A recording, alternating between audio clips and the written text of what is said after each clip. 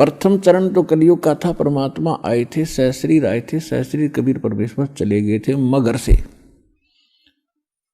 अब ये पिछली पीढ़ी है जो अब स्टार्ट हुई, इसमें कंप्लीट कोर्स है भक्ति का और निरसंशय है, कोई डाउट नहीं, सब प्रमाणित है।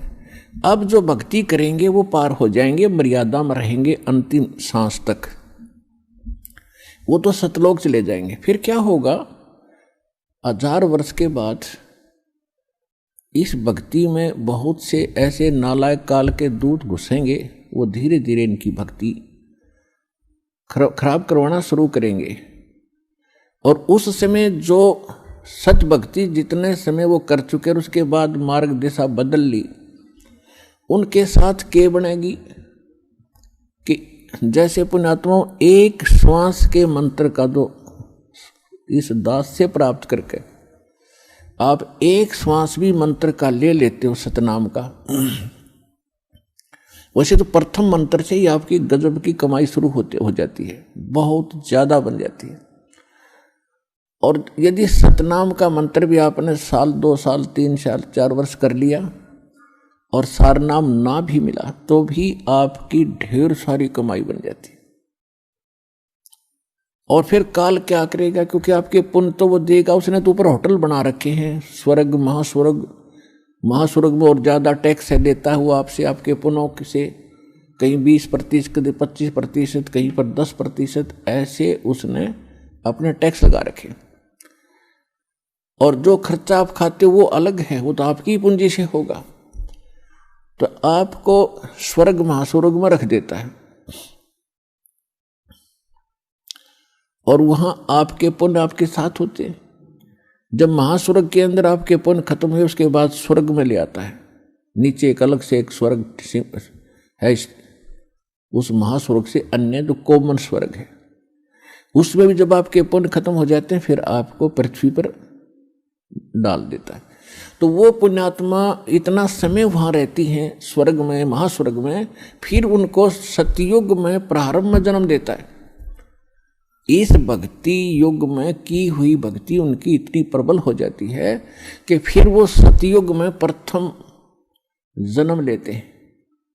उनकी फिर भी इतनी भक्ति होती है क्योंकि सतयुग में लाखों वर्ष का जीवन होता है, एक का जीवन पूरा करते हैं इतने युग, 1-2 जीवन में वो सतयुग पूरा हो जाता है। फिर त्रेता में आते हो आप वही हो जो पहले भक्ति लगे थे लेकिन आप फिसल गए, आप रिपट गए, विचलित हो गए किसी कारण से। और परमात्मा का विधान है, जो जन मेरी शरण है ताका हूँ मैं दास, और गेल गेल लाग्या फिरूं जब तक धरती आकाश। एक बार इस सच्चे नाम से आज कोई जुड़ जाएगा, आज उसने नाम ले लिया, कितना रोगी है और चाहे उसकी कल मृत्यु हो जा, नाम लेते भी हो जा, तो अभी परमात्मा अपने बही में लिख लेगा उस आत्मा को कि मेरी होगी भी। अपने आत्माओं हमने असंख्य जन्म बर्बाद कर दिए,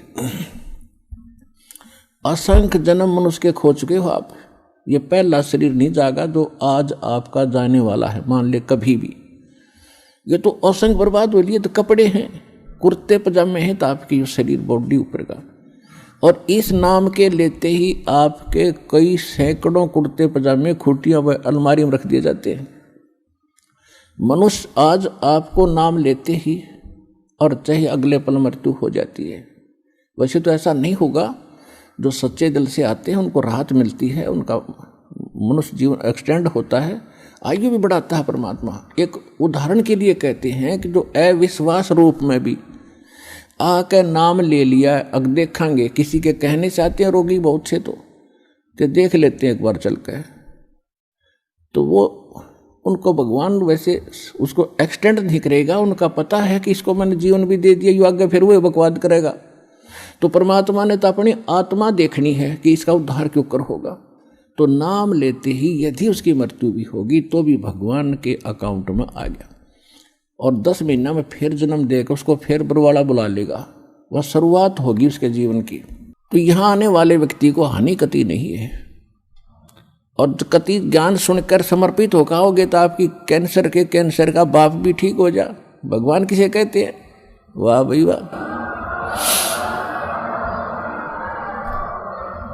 यहां पर कम से कम लाखों भक्तों के कैंसर तक के रोग ठीक हो चुके, जिन्होंने समर्पित भाव से परमात्मा पर विश्वास करके नाम लिया और मर्यादा निभाई। क्योंकि दुखी आदमी मर्यादा खूब निभाता है, सुखी तक गड़बड़ कर देता है, समाज को गणा देखे। उसने तो अपनी जान दिखाई देती है, तो उस पर जल्दी राजी हो है भगवान, जल्दी प्रसन्न होता है, उसका जीवन भी बढ़ावेगा और उसको रोग से मुक्त भी करेगा।